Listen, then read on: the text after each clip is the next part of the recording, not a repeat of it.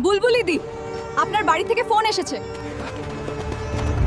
Hello, কে বলছেন? কি কাজ? বুলবুলি, তোর ভাইয়ের শরীরটা খুবই অসুস্থ হয়ে পড়েছে।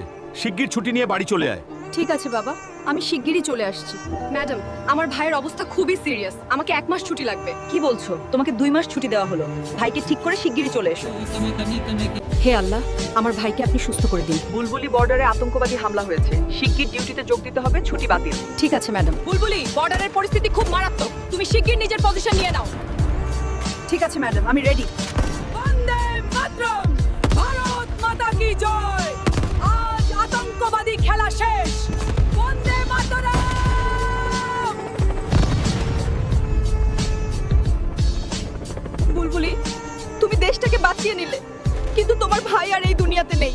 ভাই, আমাকে মাফ করে দিস। বুলবুলি, এইভাবে ভেঙে পড়ো না। দেখবে দেশের সব মানুষ তোমার ভাইয়ের জন্য লাইক আর সাবস্ক্রাইব